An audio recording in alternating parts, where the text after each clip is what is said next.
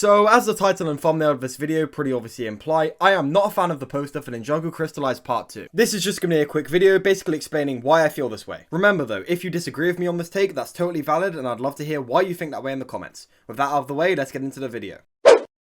Now, the reason I don't like the poster for Ninjago Crystalized second half is because the poster is just a carbon copy of the Avengers Endgame poster. Is there anything that's really bad from a design perspective on this poster, like say unfinished models and stuff or bad composure? No, not really, but it's just so derivative. Now, in a hypothetical alternate universe which we sadly don't live in, if this poster was an alternative poster, like say for example the many alternative posters designed for Prime Empire, or like the alternative posters seen in 2019 seasons, March of the Oni and Secrets of the Fin's Fugitives, I'd be all for that. I think having alternative posters that parody popular movies is a really fun idea, but the problem is this is the main poster. Now, what I'm about to say is not me saying that Ninjago has always been some insanely original IP. It has always been very derivative from day one, with the plot of the original seasons taking heavy influence from stuff like Star Wars, but Ninjago has, in this time, forged its own identity. And this can very much be seen in the other Wild Brain Ninjago installments. For example, many of the posters seen for Season 11 have these very contrasting sides. It'll have a yellow side or red side, and it will have a blue side, kind of representing the contrasting elements of fire and ice. It does a really good job at representing the duality of this season, with one half taking place in Ninjago and the other half taking place in the Nether Realm. And I think the two sides of the base poster itself does a really good job at capturing the mood of these seasons. The fire chapter side feels very fun and action-packed, while the ice chapter side feels a lot more melancholic, isolated and hopeless.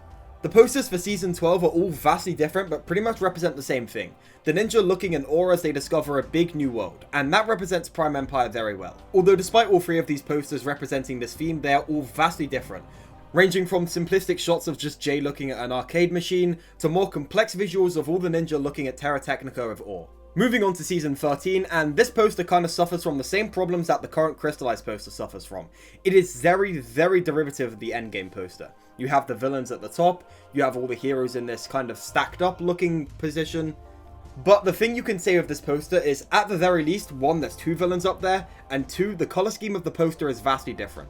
Moving on to the island, and this poster is super unique. All of the ninja are just looking at this totem, completely confused as to what's going on, and I think this is one of the best posters we've had in a while. I love how detailed the models are on it. I know all the models have this, but this in particular really shows the detail. But it just feels very unique and mysterious, and like the ninja are uncovering something big. Now, whether you think that actually represents the story of the island well is up to you, although I personally do because we discover Wojira for the first time. That doesn't change the fact that this is a pretty sick poster design. Moving on to Seabound, and this poster is excellent. The top, you have the ninja jumping into the ocean, and at the bottom, you have Kalmar and his men waiting to attack them. Kalmar and his men are also upside down, which is flipped from how the ninja look, which makes Nier and Kalmar look really cool and connected. I think this is a really cool poster, and it represents the season excellently. Then we move on to Crystalized, which the teaser poster I think is very solid. It shows us the new golden weapons for the first time, it shows us the crystal, and it reveals the villains. It's a very cryptic feeling poster, but I really like it. This one is really creative. Then after this long line of really creative and fun Wild Brain posters, the final Ninjago season poster, the one that will end out the traditional Ninjago seasons, is, oh, it looks like Endgame. This is the poster that's going to represent the Ninjago saga we've grown up with for 11 years forever after it ends.